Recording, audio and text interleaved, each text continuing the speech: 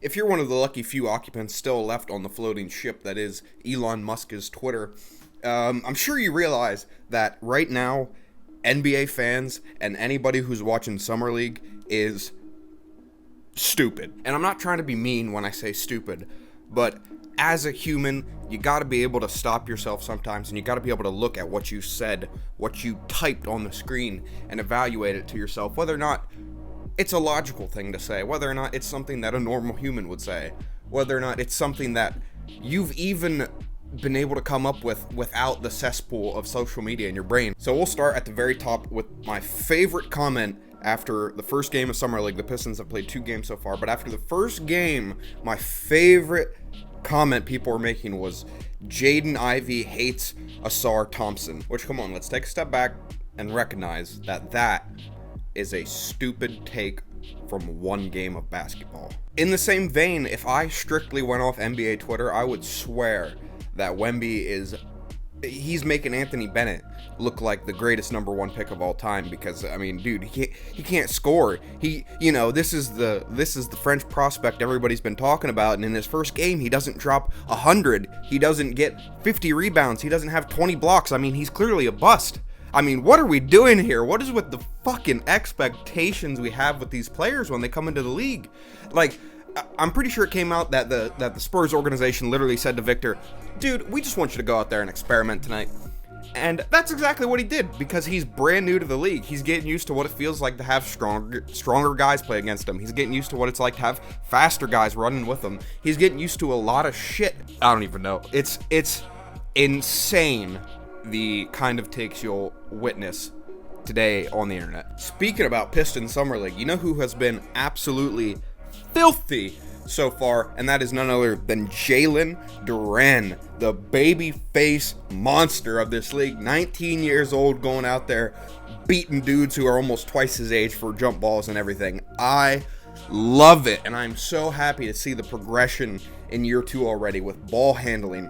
I mean, dude, I forget who the defender was, but he did a little sauce between the legs, bop, bop, bop, and at the elbow, just pull up, hit that jumper like it was nothing. I mean, you're a center.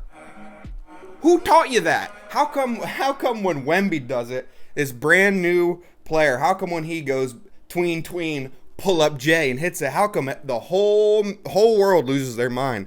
But when Jalen Duren, arguably one of the most underrated rookies from his class, just goes out and styles on these boys, you're telling me it don't matter? Get the fuck out of here. Something you gotta wonder about is the value of having these young prospects out in these summer league games, because especially with what we're already seeing with like Amen Thompson, and I think Brandon Knight also got hurt.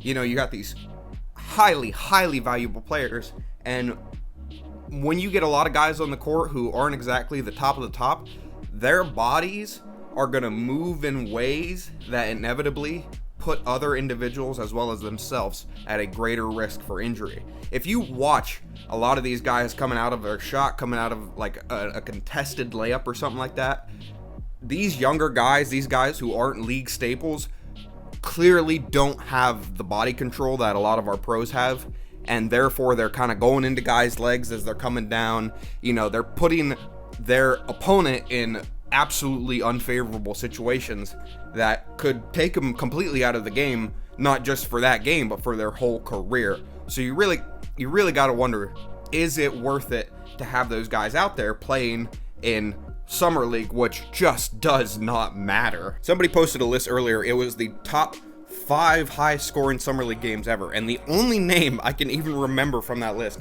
is Furkan fucking Korkmaz. That's the standard. That's what we're looking for out of our rookies. We're looking for them to put up Furkan, I'm probably saying his name wrong, numbers. Like, you don't go to Summer League expecting the guy to be playing with the team system, you know. He's not out there with the guys who he's going to be suiting up with on a nightly basis. He's not out there with the starters, you know. He's not out there with the typical rotation veterans. He's not out there with the typical coaches and everything. Like, if you put anything more than like maybe a grain of value into summer ball play, you're insane. And you clearly need to reevaluate how you're seeing the league. Coming back around to it, I mean, I've been pretty happy with Asar so far. I'm realistic. I don't expect him to go out in Summer League and drop 20, 10, 10 every night with, on 70% shooting, hitting 8 threes a night. Like, people got to temper expectations. I'm happy to see that he's picking up on both ends of the floor. He's getting involved. That first game he had 3 blocks? Are you kidding me? Aren't you listed as a shooting guard small forward and you had 3 blocks? Again, Summer League, so whatever. But, I'm glad to see that effort is there, because inevitably that's something that you really can't teach players, and that's something that Detroit basketball culture values a lot, and I think they're going to like Asar a lot because of it. Do people realize that the Pistons with Asar Thompson and Jaden Ivey and Cade Cunningham, we are literally going to be the fastest team in the league? We are going to gas you in the full court in the fast transition offense.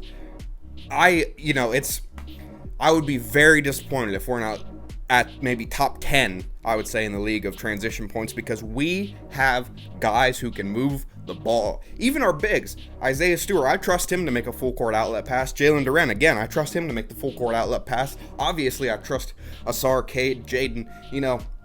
I would hope that that's something that we're able to hang our hat on at the end of the year. Scrappy defense leading to fast break points, and that's exactly what Detroit basketball is. I will admit, somebody that has caught my eye this summer league that I am very curious to see how it translates is Jabari Smith Jr. You want to talk about somebody who has been lights out from the field and showing up on every end of the court. The man has been putting it in from deep, from mid-range, from the paint. He's been playing good defense. I feel like if you're part of the Rockets organization right now and you're not looking at Jabari as one of your possible key pieces to build around long term, possibly with Jalen Green and a few other individuals, God, they have Sengun too. God, they have so many interesting young players that you gotta hope that at least something works out.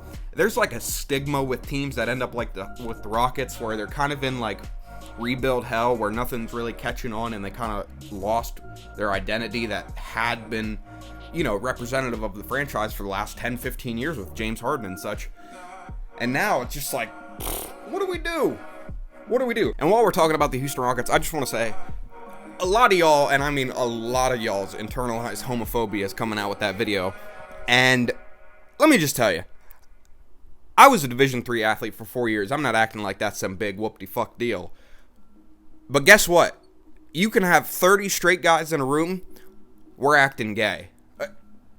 If that's shocking to you, then you need to talk to somebody, because there is nothing gayer than a group of straight men who refuse to acknowledge that any of them have any gay desires whatsoever. That is the only thing in this world that's gayer than a rainbow. I don't know the context, but nonetheless, it's 2023. Stop fucking clowning people for doing gay things. It is ridiculous. If you want to make fun of them for being stupid, make fun of them for being stupid. Justify your reason. But saying, oh, he's gay this, he's gay that, stop. Get some help. Overall, I am just hellishly excited for the Detroit Pistons basketball season to start. Are we gonna win? Honestly, okay, let's do it. Let's have the honest prediction right here, because honestly, the Detroit Pistons in the 2023-24 season, best case scenario ceiling option is a 9 seed in the play-in, and I'm not putting a lot on them to make it out of the play-in. And dear God, is Piston fandom going to be disgusting when that happens. But remember, we have Cade, we got Jaden, we got Jalen, and now we have Asar Thompson, and we got some fucking ballers. As always, my name is Zachary Taylor, and I thank you for your time today.